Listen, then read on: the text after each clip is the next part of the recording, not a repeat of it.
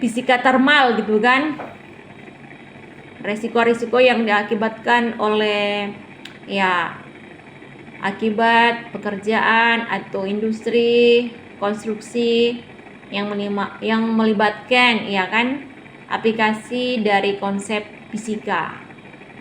Sebenarnya sih kita juga masih ada beberapa hal yang relate ya yang hari ini ya. Kemarin kan kalau fisika kan ada percikan api gitu kan, gesekan ya. Kalau kemarin ada mesin Lorentz gitu kan, kayak mesin yang ibaratnya menggunakan tenaga las juga ya, yang bisa memiliki dampak efek yang besar kalau terpapar atau terpercik dengan ya api yang besar ya, bisa mengiritasi mata, kulit dan lain sebagainya. Oke, hari ini kita belajar tentang resiko ya, bahaya ya. Bicara tentang bahaya, pasti ada sebab akibat ya, yang diakibatkan oleh peralatan atau hal-hal yang kita gunakan di dalam bekerja. Misalnya kalau konsep kimia dan fisika, atau dalam hal ini secara garis besar adalah kimia, untuk bidang aplikasi di bidang konstruksi dan industri itu ada banyak sekali ya. Misalnya penggunaan senyawa-senyawa kimia yang berbahaya. Senyawa kimia ini bisa menimbulkan ya baik itu keracunan ya kan. Kemudian bisa juga menimbulkan efek samping dalam pernapasan, menyebabkan sesaknya dalam pernapasan atau resiko akibat bahaya yang menimbulkan penyakit akibat kerja ya atau PAK. Kalau misalnya kita mungkin kalau berhubungan dengan penggunaan asbes, ya ada asbetosis ya, itu menyebabkan asbetosis. Karena kalau atap menggunakan asbes ya secara kimia itu ya, ini ada serat-serat ya. Jadi serat-serat itu ya bisa menimbulkan suatu resiko yang bisa mengganggu area pernapasan kita sampai ke paru-paru dan menyebabkan namanya penyakit paru-paru. Ada yang kronis, ada yang akut. Jadi orang-orang juga kalau kita lihat ya untuk masyarakat umum penggunaan aplikasi konsep kimia ya dalam hal penggunaan asbes untuk bidang konstruksi atau bangunan, biasanya secara awam mereka menggunakan hanya biasa saja pegang begitu kan, tidak menggunakan APD yang lengkap ya karena ketidaktahuan, tidak ada yang sosialisasi, tidak ada yang edukasi ya. Jadi nanti tugas seorang K3 nanti ke depan ya ketika keluarga atau siapapun atau kalian nanti terlibat dalam konstruksi atau industri di bidang pembangunan ya jangan lupa untuk mengingatkan setiap orang atau setiap keluarga agar ketika mereka menggunakan atap asbes sebagai atap ya itu harus disampaikan bahwa itu suatu hal yang tidak baik karena bisa mempengaruhi kesehatan. Ya karena bisa menyebabkan asbetosis. Jadi walaupun kita tinggal dalam rumah pakai atap asbes, ada plafon dan sebagainya, tetap ada syarat-syaratnya loh gitu kan. Apalagi nggak ada plafon gitu kan. Terkadang plafon juga menggunakan senyawa asbes juga. Ya. Jadi itu yang harus diperhatikan. Oke, kita ini ya. Jadi berbicara tentang jenis-jenis risiko bahaya dalam konsep kimia, ini juga berkaitan dengan proses bagaimana kita namanya plating ya. Plating itu adalah bagaimana ketika dalam industri pembangunan, gedung-gedung tinggi, mereka juga harus tahu cara untuk mengatur bagian area plumbing atau pemasangan pipa ya sebagai sumber air bersih dan juga sumber air untuk pembuangan air kotor gitu kan supaya nggak bersamaan gitu. Ya untuk industri-industri perusahaan begini itu dirancang secara sistematis gitu ya. Supaya dari lantai 1 ke sampai lantai 50 atau lantai 20 itu airnya bisa tersuplai secara maksimal ya.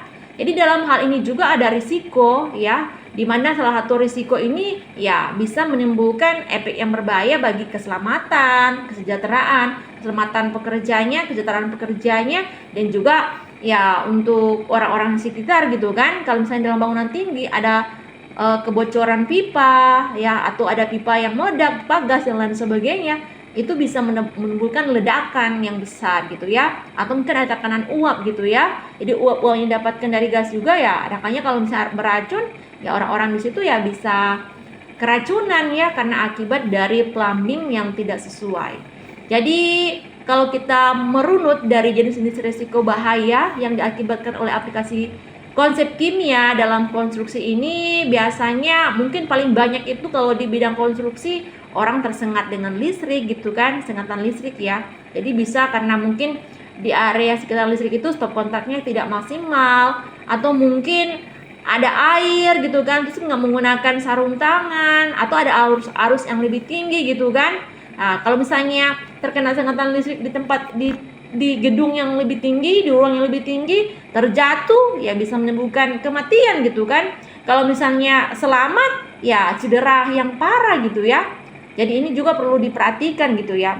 Jadi kalau misalnya dalam hal ini untuk konsep kimia berhubungan dengan konstruksi untuk plumbing itu biasanya ya terkait dengan mekanikal, elektrikal, struktural gitu ya. Bagaimana kita mengatur atau membuat interior, landscape, atau berbagai pekerjaan tambahan lain ya yang berhubungan dengan konsep secara kimia. Kalau kimia itu berhubungan pasti dalam pemasangan plafon, apakah plafon itu dari silika atau dari asbes gitu kan.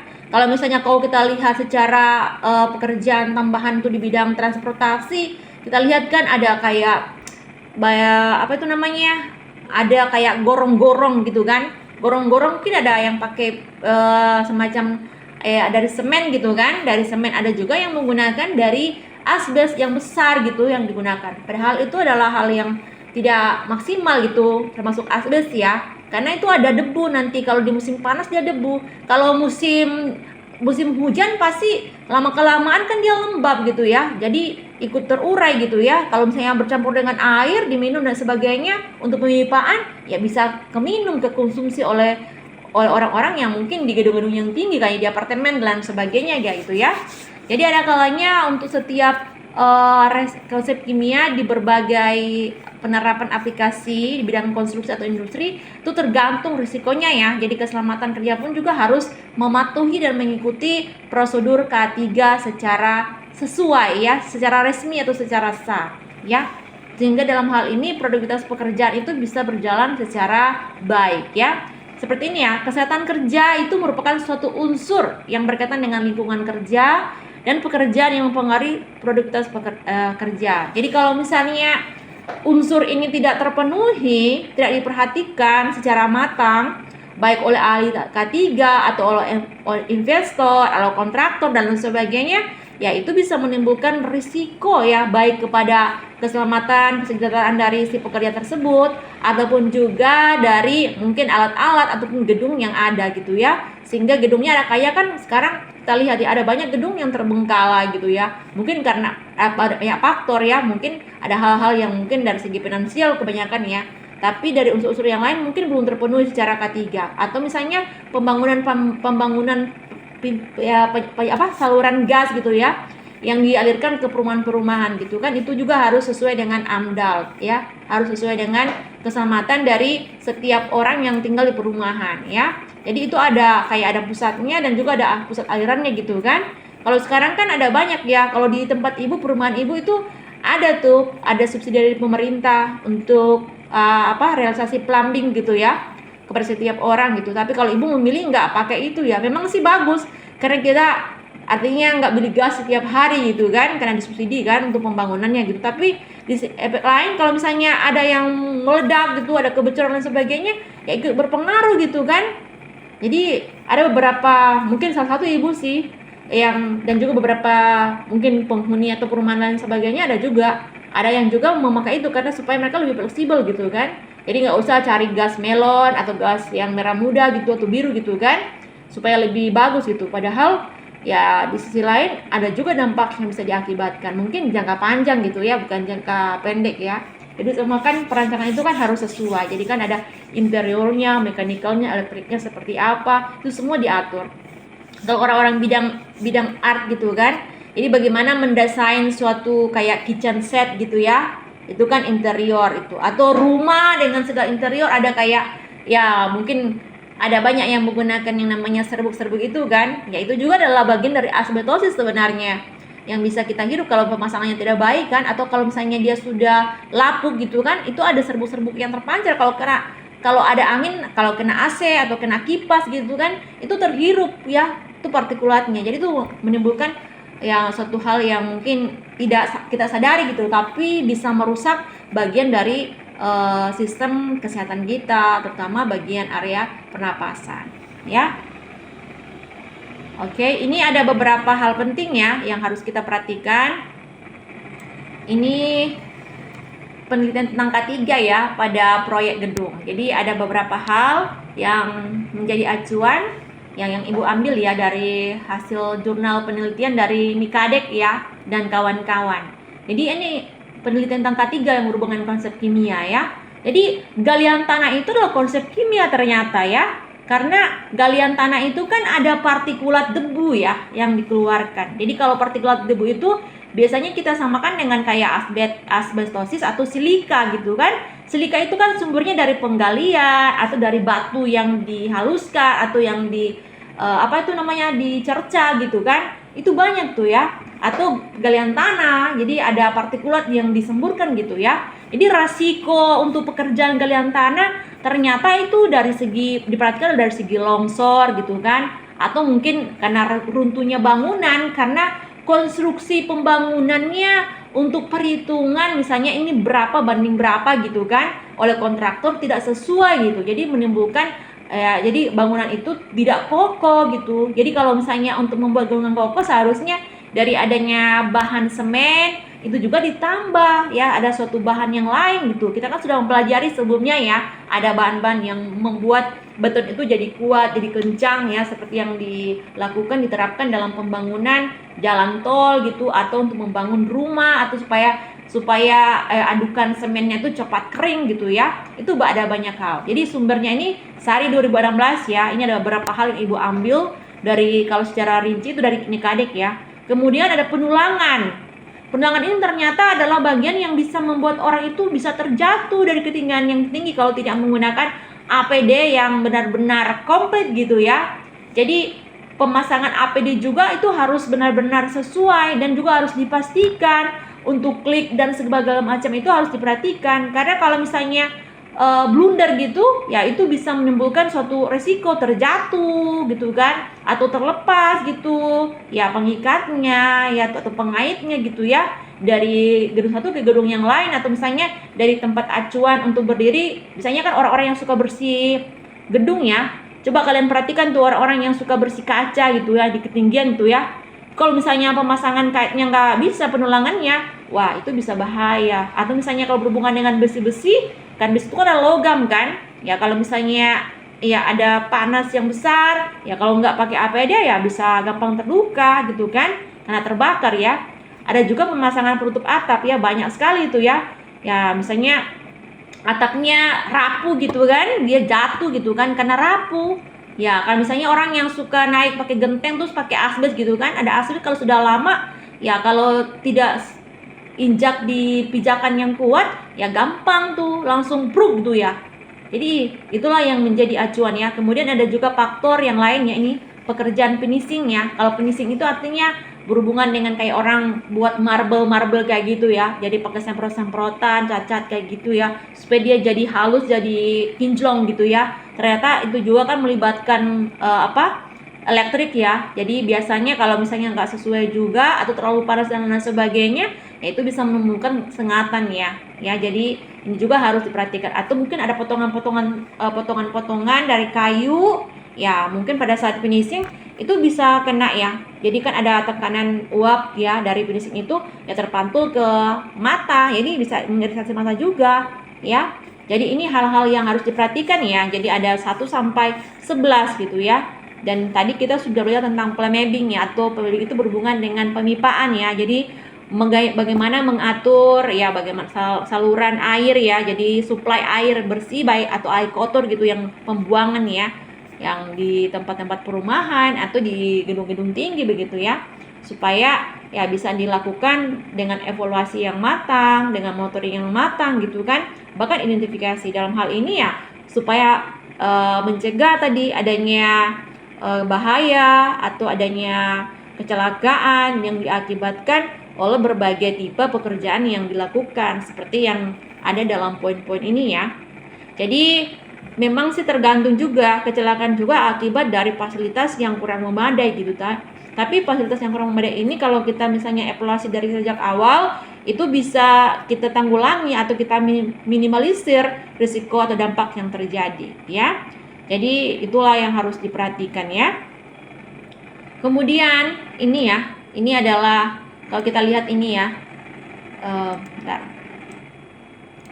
Ini adalah penggunaan bahan kimia yang berbahaya ya. Jadi kalau bahan kimia yang berbahaya ya, kalau misalnya tertumpah ke tangan gitu kan, atau memang kita sudah menggunakan APD yang lengkap gitu ya, tapi pada saat kita melakukan suatu aplikasi atau penerapan ya, misalnya kita menggunakan sialen gitu kan, atau kita menggunakan epoksi begitu yang banyak gitu ya, tapi kita tidak mengukur skala yang kita gunakan itu berapa gitu ya, sehingga ada tumpahan. Dan kalau misalnya APD kita tidak sesuai atau tidak bisa menahan dari adanya zat kimia yang berbahaya yang tertumpah secara berlebihan, itu juga bisa menimbulkan ya efek yang berbahaya karena mengiritasi kulit, atau mungkin kalau terhirup membuat kita dapat penyakit karsinogen ya, penyakit kanker seperti itu ya.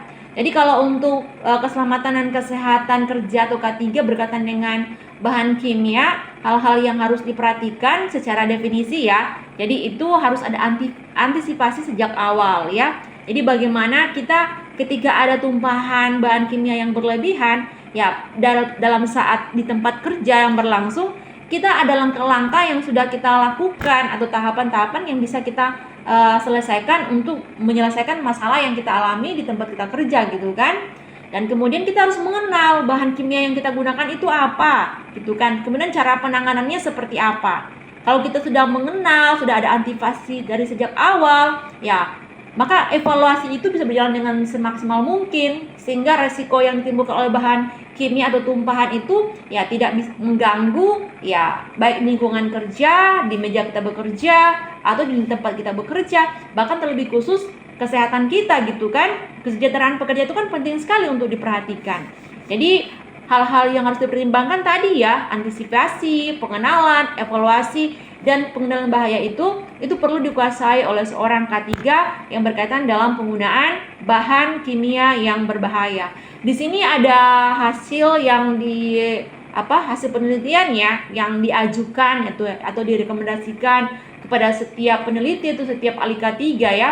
Jadi tahun 2020 ya, secara global ya, itu ada menurut International Labour Organization atau ILO ya, itu ada sekitar 2078 juta orang itu meninggal karena akibat kecelakaan di tempat kerja. Kenapa? Karena menurut lagi sebelumnya kelalaian ya, kesengajaan, kemudian tidak menggunakan prosedur sesuai dengan K3, nggak ada prosedur, jalan saja ya, artinya nekat gitu ya. Jadi kalau hanya bermodalkan nekat dalam K3 ini berhubungan dengan bahan kimia, ya udah semuanya pasti banyak menimbulkan resiko atau menimbulkan ketidakselamatan bagi pekerja yang ada ataupun lingkungan yang ada ikut juga tercemar dengan bahan kimia. Kalau misalnya orang yang tadinya nggak kena dengan bahan kimia kemudian masuk di lingkungan atau tempat kerja yang terpapar atau terbuang atau tertumpah dengan bahan kimia, otomatis juga itu bisa menimbulkan efek yang berbahaya juga kepada orang yang tadinya nggak terlibat, malah juga ikut terlibat gitu ya. Jadi setiap tahun itu ya, atau per bulan ya, biasanya kalau kasusnya setiap tahun gitu ya, itu banyak sekali itu diprediksikan. Dan bagaimana setiap ahli K3 di bidang konstruksi itu bisa ya ada solusi ya, solusi yang dicari ya, mungkin dari masalah awal yang sudah diketahui. Kemudian ketika ada kejadian dan sebagainya, berarti ada evaluasi kan. Jadi evaluasi itu artinya untuk kedepannya lebih baik, maka ya kita ada solusi nih, kita belajar dari kesalahan atau kejadian di tempat kerja kita lakukan berhubungan dengan bahan kimia. Karena kalau kita lihat bahan kimia ini memang ada yang mungkin reaksinya, responnya langsung cepat sekali mengenai target, terutama otak kita gitu kan, apalagi kelewat saluran pernapasan, gampang sekali terhirup gitu. Jadi kalau terhirup sedikit langsung menimbulkan pingsan gitu, hipoksia kan. Syukur-syukur kalau pingsan. Kalau misalnya dia langsung memblokade jantung dan lain sebagainya, ya kematian lah yang terjadi. Kalau menurut ILO di sini itu artinya satu kematian setiap 15 detik ya. Jadi di setiap 15 detik, bukan 15 menit. cepat sekali kan ini respon. Jadi biasanya ini karena ada bahan kimia tertentu kayak aseton ya. Pokoknya ada kayak misalnya apa itu namanya? Dulu ada benzena. Benzena itu semacam mirip sekali dengan apa itu namanya yang Pertamina itu bensin gitu ya. Apalagi kalau bensin, kalau kalian cium tuh dalam waktu yang mungkin terpapar ada bau yang menyengat, ya itu jadi bisa membuat darah kita juga diracuni oleh adanya tadi bau bensin yang kita hirup. Apalagi bahan kimia bukan dengan benzena gitu kan, atau formalin juga kan. Kalau formalin itu seringkali termakan dengan bahan-bahan yang mungkin di makanan, di ikan gitu kan, atau di telur gitu kan, atau di ayam. Ada banyak sekali orang yang melakukan suatu kecurangannya dalam hal mungkin pekerjaan di bidang kesehatan itu ya. Tapi kalau bidang konstruksi ataupun industri, ya kecelakaan itu ya berhubungan dengan konsep bahan kimia yang dipergunakan, tetapi tidak sesuai dengan SOP, tidak sesuai dengan K3, bahkan tidak memperhatikan manajemen hazard. Jadi manajemen hazard itu kan ada tinggi, ya ada rendah, ada sedang ya. Jadi kasus-kasusnya itu kan dilihat juga di checklist mana kasus yang paling banyak, ya banyak ya. Sehingga dari situ ya kedepannya itu bisa diminimalisir ya. Jadi dampak dari penggunaan bahan kimia di bidang konstruksi ataupun industri. Jadi kalau di sini ada 374 juta orang ya. Jadi yang cedera ya, artinya cedera patah tulang atau mungkin tulangnya jadi kalau ibaratnya jadi apa ya, kena air raksa ya, jadi mengkerut gitu kan, karena efek samping atau paparan dari ya bahan kimia yang terlalu keras di kulit gitu sampai ke tulang gitu ya. Ada juga membuat tulang jadi patah gitu kan. Jadi tulang itu misalnya kan kalau kena langsung tuh ya. Jadi orang yang tadinya tulangnya oke, normal, ya ketika ada bahan keras jadi lumpuh gitu kan. Karena ikut sampai ke tulang, ke saraf-sarafnya juga ikut gitu. Jadi itu yang harus diperhatikan ya. Jadi berbagai hal harus dipertimbangkan. Kalau kita lihat ya, ini ada ini ya. Jadi ini adalah bagian yang bisa ya memonitoring ya penggunaan dari bahan kimia. Jadi bahan kimia ini dia melewati sistem permipaan dan di sini sudah dilengkapi dengan stop kontak ya. Ada berbagai hal ini. Ada misalnya orange itu untuk apa gitu kan. Kemudian ada tombol hijau, ada tombol biru. Ya itu semua sudah diatur sistematik. Dan di sini kapasitasnya dalam ruang tertutup. Cuman dia dilengkapi dengan cerobong ya, seperti kayak penyaring gitu kan. Kayak kalau kita nyaring sesuatu itu dipakai. Ya, atau misalnya ini bahan kimia untuk apotik ya. Ini jadi apotik. Jadi ada kalanya di sini ada berbagai macam, mungkin dari tumbuh-tumbuhan atau dari mungkin hewan dan lain sebagainya, kayak ikan hiu gitu kan, siripnya kan jadikan obat gitu kan. Jadi dalam bentuk bubuk di sini yang disaring gitu, tapi semua sudah melewati berbagai hal dalam proses pemipaan ini, tapi sudah dijadikan melalui stop kontak gitu ya. Jadi harusnya langsung gitu ya. Jadi ini hanya orang-orang yang sudah terampil yang bisa menguasai hal ini ya. Jadi kalau kita bicara tentang bahan kimia ya, pasti bahan kimia itu adalah zat atau non biologi ya. Kalau biologi kan pasti berhubungan dengan virus, bakteri ya kan, atau jamur, atau karena faktor lingkungan yang lain gitu kan, yang bisa mempengaruhi gitu ya.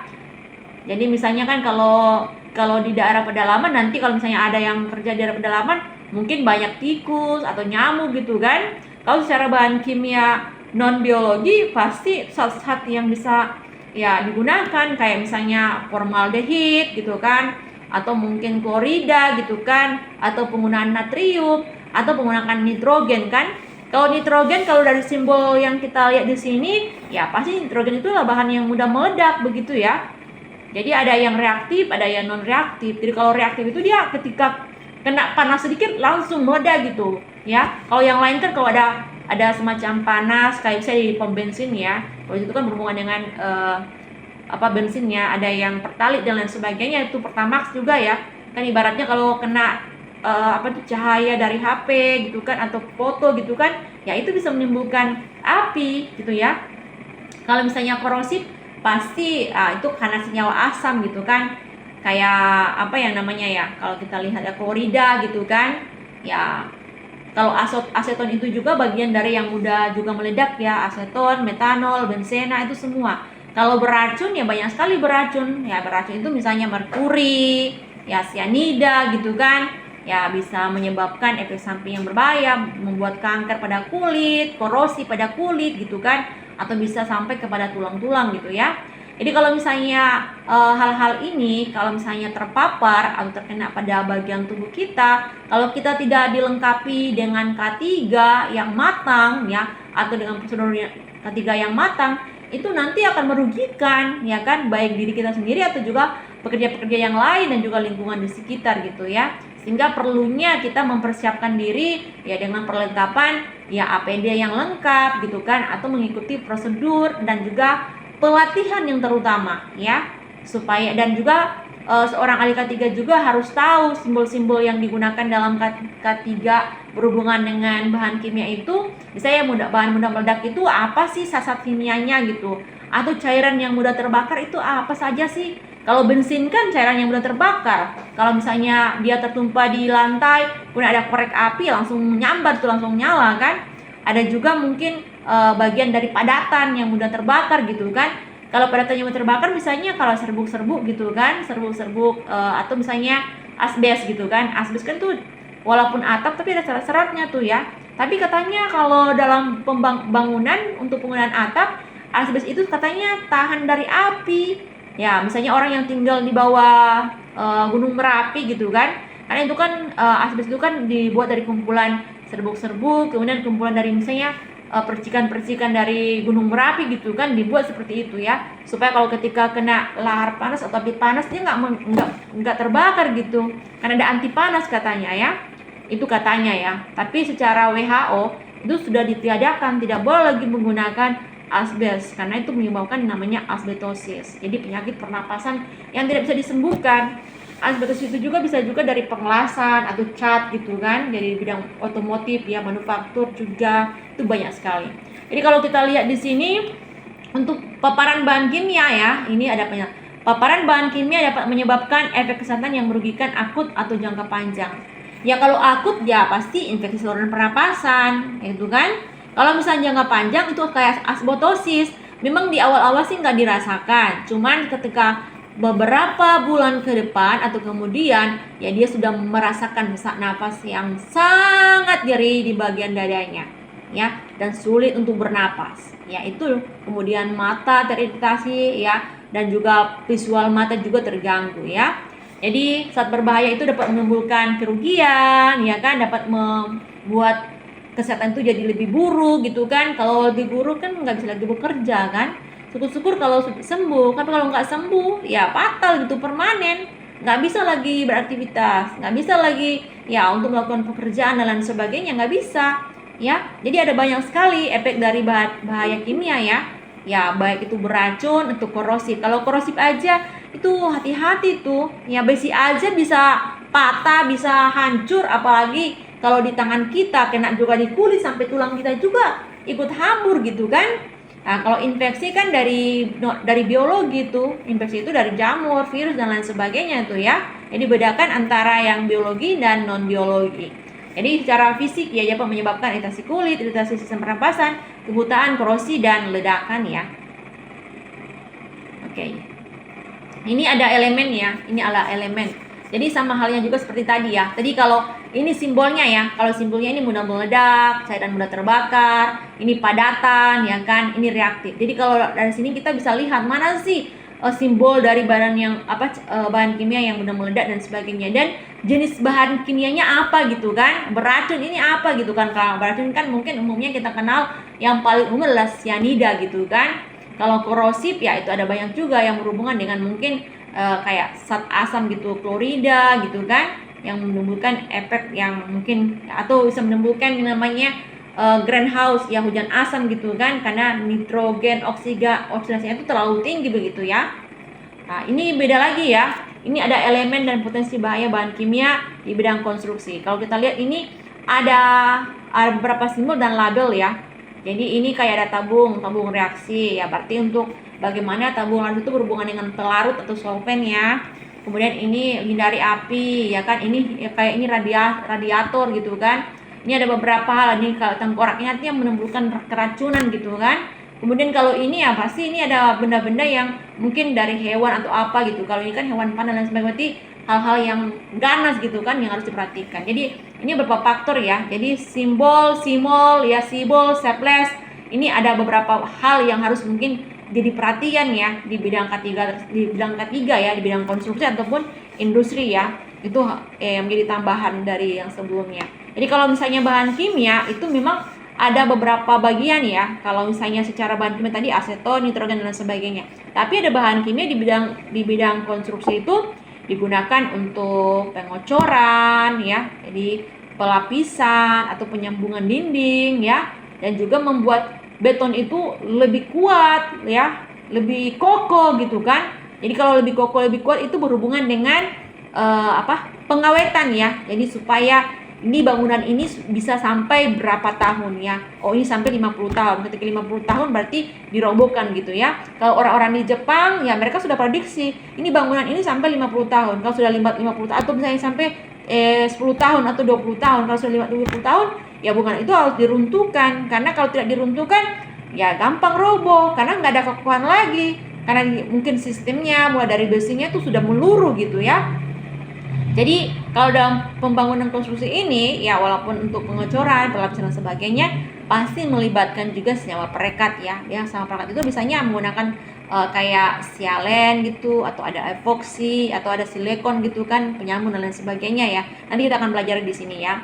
Jadi kalau penggunaan bahan kimia ya pasti ya namanya bahan kimia ya, ada efek positif, ada efek negatif. Tapi kalau misalnya tidak sesuai dengan prosedur, ya asal-asalan, ya bermain-main dengan bahan kimia pasti menimbulkan bahaya ya, bahaya bagi kesehatan pekerja dan juga lingkungan di tempat bekerja. Dan kalau misalnya untuk bidang konstruksi yang berhubungan dengan pengecoran, pengawetan, perekat, atau pelindung material, pastikan menggunakan bahan semen ya. Jadi semen itu adalah suatu bahan kimia dalam bentuk memang padatan begitu ya. Tapi dia bisa menyumbang debu. Jadi dari partikel menjadi partikulat gitu ya.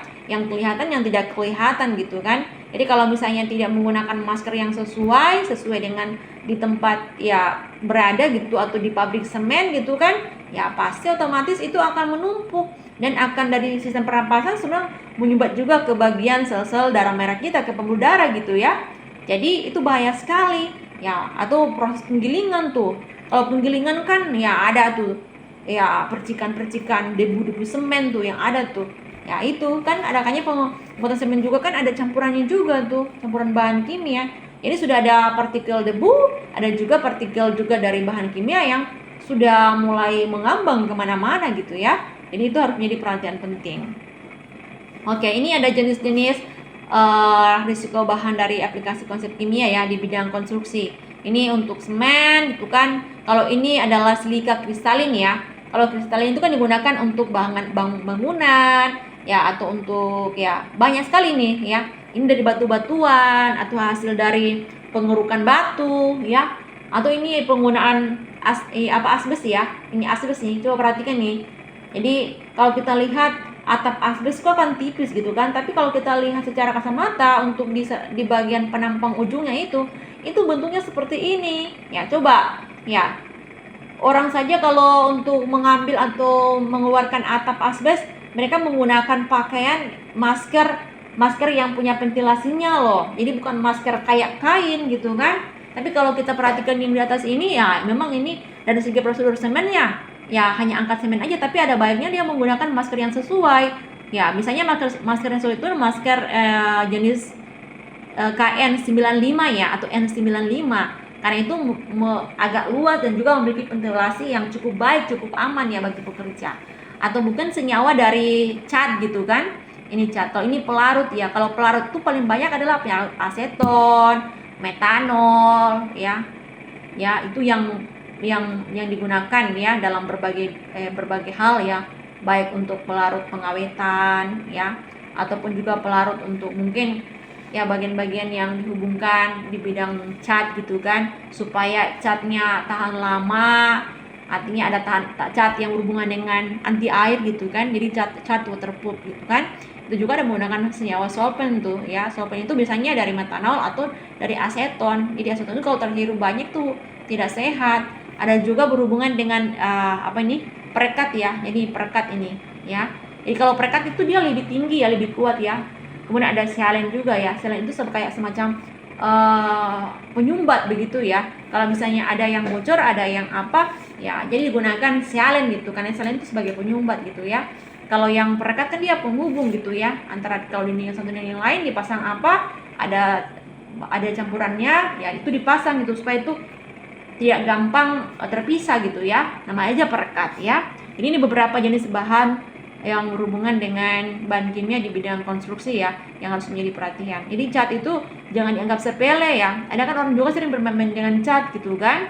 Ya apalagi cat yang terhirup atau termakan gitu kan. Ya, jadi banyak sekali sekarang orang yang di bidang industri atau di bidang apa gitu kan.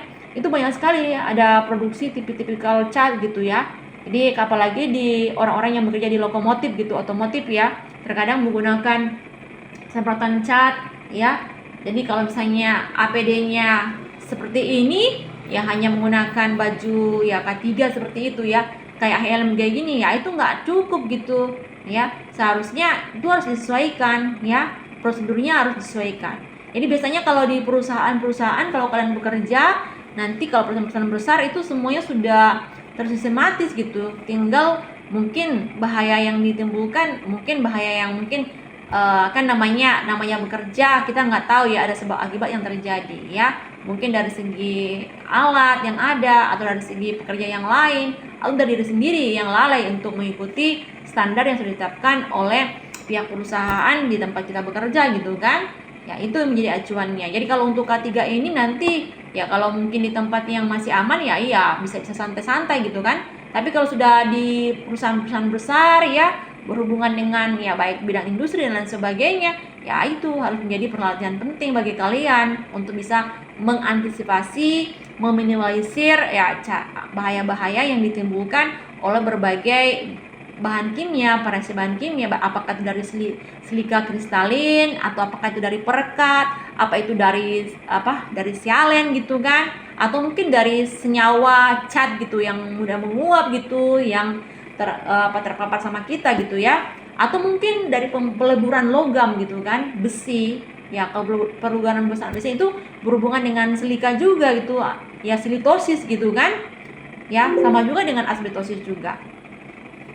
Oke, ini ada contoh aplikasi bahan kimia ya. Ya, ini semen ya. Jadi ini kalau misalnya cerobongnya nggak diatur, ya ini kalau di lingkungan sekitar ini, kalau ini nggak dibangun sesuai dengan AMDAL, waduh, orang-orang yang tinggal di sekitaran perusahaan produksi industri semen ini, ya setiap hari menghirup udara dari campuran semen yang mengandung ya baik itu aseton atau metanol atau benzena ya, atau misalnya ada senyawa-senyawa yang lain yang dipakai yang lebih keras. Jadi kalau misalnya kan ini pembakaran nih, ada yang kan pembakaran ke udara. Jadi udara aja dia kotori nih, cemari gitu kan. Coba kita perhatikan udara Jakarta ini. Jadi industri semen juga penyumbang polusi asap gitu, partikulat yang menimbulkan penyakit saluran pernapasan atas dan juga berbagai penyakit-penyakit lain, ya misalnya kanker paru-paru gitu kalau sudah terlalu fatal ya.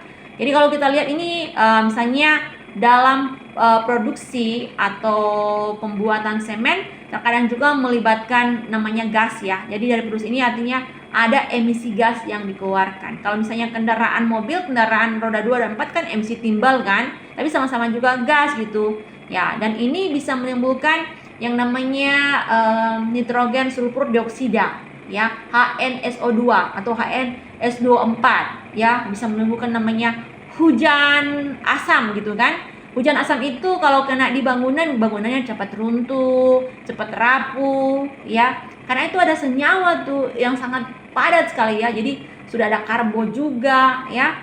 Jadi gedung-gedung agak-agaknya kita lihat sudah gampang retak. Itu kena efek dari greenhouse atau efek hujan asam dari senyawa-senyawa yang ya dikeluarkan dari tadi produksi semen gitu. Kemudian orang-orang yang membangun ini kan, ini ada pengecoran. Biasanya kan orang supaya hasil coran semen ini lama, ada juga senyawa juga yang membuat dia tetap encer gitu. Ada juga yang senyawa itu dia cepat kering gitu supaya cepat dipakai jalan-jalan itu ya. misalnya pembangunan jalan itu ada juga adakahnya supaya nanti kalau misalnya sudah sana di bagian sana cepat kering dan sebagian juga cepat kering, berarti dia nggak rata gitu. Jadi digunakan juga bahan kimia yang bisa mengatur keenceran supaya bisa berapa radius 1 meter atau 2 meter gitu atau 5 meter, ya itu sama-sama dia rata dan tidak menjebak pekerja yang bermain-main di atas coran semen gitu ya. Jadi semen sendiri dapat menyumbang karbon dioksida dan juga limbah B3 ya, yang mungkin kalau tidak sesuai dengan AMDAL atau hasil manajemen K3 ya. Jadi kalau semen sendiri, coba lihat ini, kalau terpapar di tangan aja itu bisa membuat tangan teriritasi, luka-luka gitu ya, atau juga mengiritasi mata gitu ya. Kalau misalnya sklera kita kena dengan emisi gas dari si semen, ya pasti perih, nyeri ya. Kalau syukur-syukur hanya iritasi biasa. Tapi kalau misalnya iritasi akut sudah sampai ke bagian kornea mata, ke lensa mata, ya berarti mata kita ya penglihatannya akan menurun, berkurang gitu ya.